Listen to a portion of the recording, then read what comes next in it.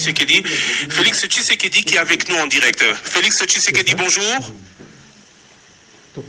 Oui, bonjour, Christian de Sacreno. Vous avez signé ce dimanche avec vos pairs de l'opposition un accord qui désigne Martin Fayulu comme candidat commun de l'opposition. Aujourd'hui, la base de votre parti se dit catégoriquement opposée à votre décision et vous demande de retirer dans les 48 heures votre signature. Que leur répondez-vous? Bien, d'abord, avant toute chose, je voudrais dire, ou rappeler plutôt à la base que si je suis allé à Genève, c'est quelque part avec son aval, parce que justement, il était question à Genève de trouver un accord sur la désignation d'un candidat commun. Donc, ce n'est pas une initiative personnelle, mais c'est une volonté de la base. Et au-delà même de la base de tous nos compatriotes, car nous avions été encouragés d'aller dans ce sens de la désignation d'un candidat commun. Donc, j'assume pleinement cette responsabilité en tant que président de l'UDPS et je n'oublie pas non plus qu'il y a ce devoir de redevabilité. Et justement, c'est à partir de cela que je me suis rendu compte que l'acte que nous avons posé à Genève n'a pas du tout été compris par notre base et au contraire même a été rejeté. Par conséquent, je pense, et j'assume ce que je dis, je vais me retirer, je retire ma signature au nom de l'UDPS de cet accord que nous avons signé à Genève hier dimanche 11 novembre. Vous suivez donc ce que vous recommande votre base. Mais pourquoi y avez-vous adhéré sans même demander que votre signature soit conditionnée à un accord du Congrès qui vous avait investi candidat à l'élection présidentielle pour le compte de votre parti?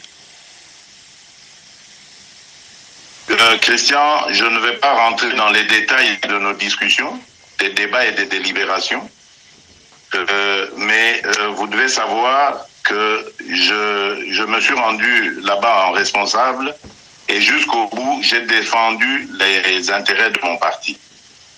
Et j'en profite d'ailleurs pour dire à la base de mon parti qu'elle se mobilise parce que dans les jours qui viennent, je vais descendre à Kinshasa à sa rencontre pour lui donner le compte rendu de ce qui s'est passé à Genève, mais également pour la mobiliser afin qu'elle se prépare à entamer avec moi la campagne électorale qui va arriver qui va s'ouvrir dans quelques jours. Que vous allez mener seul. L'UDPS ira seul aux élections présidentielles. Seul ou avec ceux qui voudront la suivre, évidemment. On parle de l'UNC, la base de l'UNC souhaiterait que vous et Vital Kamerhe vous rencontriez pour qu'il y ait à vous deux une candidature commune. Est-ce que cela est envisageable? Écoutez, pour le moment, nous avons été à 7 leaders autour de la signature de cet accord. Je crois qu'il s'est passé des choses.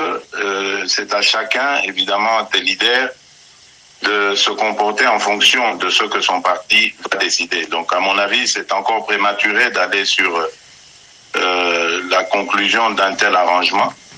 Ma priorité, je la réserve à ma base. Donc, laissez-moi d'abord rentrer à Kinshasa dans les jours qui viennent, m'adresser à ma base, relever la température de celle-ci, et ensuite, je pourrais peut-être répondre à votre question.